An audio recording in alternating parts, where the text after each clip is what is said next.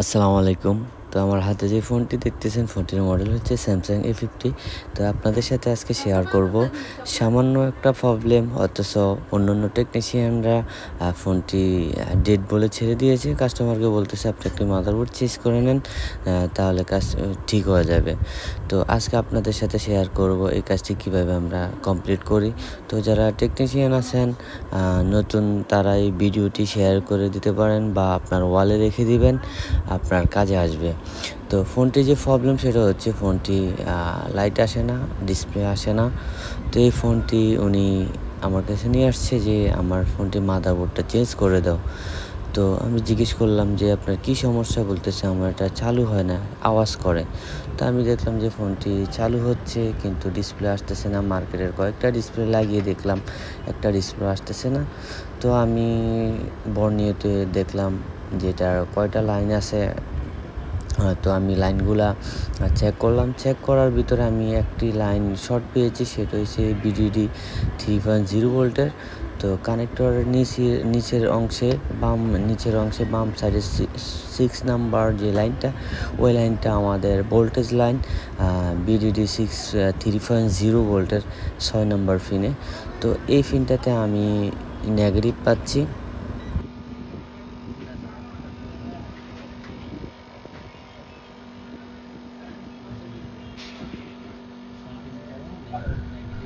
তো দেখতে পারতেছেন আপনারা এখানে 1.9 পাইতেছি আমি, তার মানে এটা গ্রাউন্ড।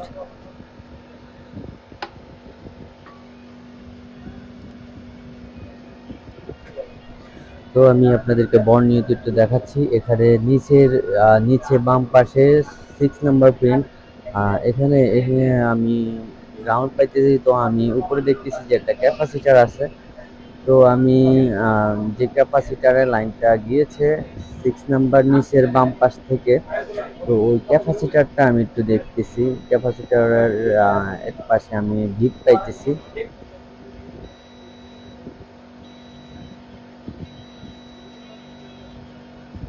তো এই ক্যাপাসিটারটা শর্ট দেখাচ্ছে।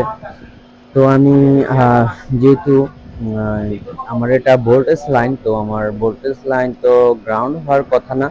তো যেহেতু এটা গ্রাউন্ড হয়ে আছে, তো আমি সর্বপ্রথম কানেক্টরের পরে যে জায়গায় লাইনটা গিয়েছে সেটা একটা ক্যাপাসিটার। তো যেহেতু ক্যাপাসিটারটা শর্ট, তো আমি ক্যাপাসিটারটা রিমুভ করব। আমার এই লাইনটা হচ্ছে বিডিডি 3.0 ভোল্ট, বিডিডি 3.0 ভোল্ট। তো এই লাইনটা উপরের ভাগে ক্যাপাসিটারে গিয়েছে। তো যেহেতু এই ক্যাপাসিটারে সর্বপ্রথম লাইনটা গিয়েছে, তো আমি এই ক্যাপাসিটারটা রিমুভ করব। তো আমি এখানে মেপে দেখলাম যে ক্যাপাসিটারটা শর্ট দেখাচ্ছে। তো যেহেতু ক্যাপাসিটার শর্ট, তো আমাদের শর্টটা ক্যাপাসিটারে হওয়ার কথা। যেহেতু ভোল্টেজ লাইন শর্ট হওয়ার কথা না, তো শুরুতে ক্যাপাসিটারটা শর্ট পেয়েছি। তো এই ক্যাপাসিটারটা রিমুভ করার পরে যদি আমাদের শর্টটা রিমুভ না হয়, তো আমরা নেক্সট স্টেপে আগাবো। আর যদি এই ক্যাপাসিটার থেকে আমাদের যে কাঙ্ক্ষিত প্রবলেম শর্ট হয়ে থাকে, তাহলে আমাদের এই ফোনটি কাজ হবে না। আমরা নেক্সট স্টেপে যাব। আর ক্যাপাসিটারটা শর্ট থাকলে আমরা ক্যাপাসিটারটা রিমুভ করে দেওয়ার পরে আমাদের কাজ হয়ে যাবে। তো আমি আপনাদেরকে দেখিয়ে দিচ্ছি যে ফোনটি ক্যাপাসিটার লাগানো অবস্থায় ফোনটি ভোল্টেজ কিন্তু সুন্দরে নিচ্ছে। 1.3 1.4 ভোল্ট নিচ্ছে, এম্পিয়ার নিচ্ছে চার্জারে।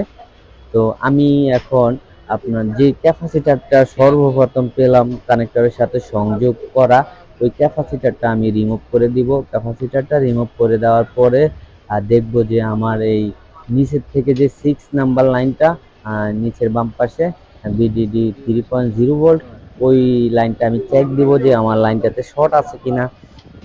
তো আমি আপনাদেরকে আমার ক্যামেরাতে দেখিয়ে দিচ্ছি যে ক্যাপাসিটরটা আমি রিমুভ করে দিব। ক্যাপাসিটরটা রিমুভ করে দেওয়ার পরে দেন আমি দেখব যে ক্যাপাসিটরটা শর্ট কিনা। তো ক্যাপাসিটরটা রিমুভ করে দিলাম। এখন এই ক্যাপাসিটরটা শর্ট কিনা সেটা আপনাদেরকে একটু দেখিয়ে দিচ্ছি।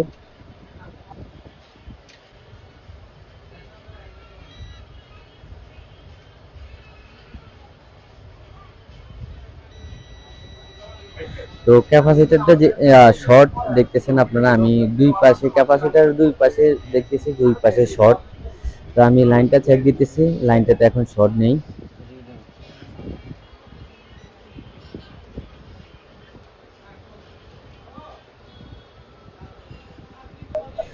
তো দেখতেছেন যে আমার যে কাঙ্ক্ষিত যে প্রবলেমটা সেটা আশা করি সলভ হয়ে গেছে, যে আমার 6 নাম্বার যে পিনটা ওই পিনে এখন গ্রাউন্ড দেখাচ্ছে না।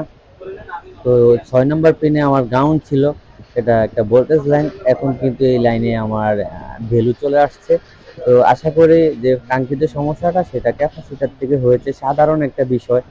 দেখুন আপনারা অনেকে কাজ করেন কিন্তু নর্মাল যে বিষয়গুলো এগুলা অনেকে চিন্তাও করে না, যে একটা কাস্টমার মাদারবোর্ড চেঞ্জ করতে নিয়ে আসছে আমার কাছে, অথচ সামান্য একটু কাজ, এই কাজটুকু আপনারা বুঝে করতে হবে। একটা ফোন চালু হচ্ছে কিন্তু গ্রাফিক্স আসতেছে না, লাইট আসতেছে না, সেটা কি কারণে আসতেছে না, আমরা শুরুতে বর্ণিত দেখব কি সমস্যা, কোন জায়গায় সমস্যা। দেখুন আলহামদুলিল্লাহ আমাদের ফোনটি কিন্তু অলরেডি আমরা গ্রাফিক্স চলে আসছে, লাইট চলে আসছে, যে আমাদের যে সমস্যাটা সেই সমস্যাটা সলভ হয়ে গেছে। অল্প একটু কাজ যেটা আমরা একটু ভালোভাবে দেখে শুনে সলভ করে দিব, বুঝে আমরা স্টেপ বাই স্টেপ কাজ করব, আমাদের কিছু সমস্যার সমাধান হয়ে যাবে। এটা তেমন একটা বড় প্রবলেম না। তো আপনারা যারা টেকনিশিয়ান আছেন নতুন, তারা এই ভিডিওটা সেভ করে রাখতে পারেন, আপনাদের কাজে আসবে অন্য অন্য ফোনের ক্ষেত্রে। তো ভালো থাকবেন, আল্লাহ হাফেজ।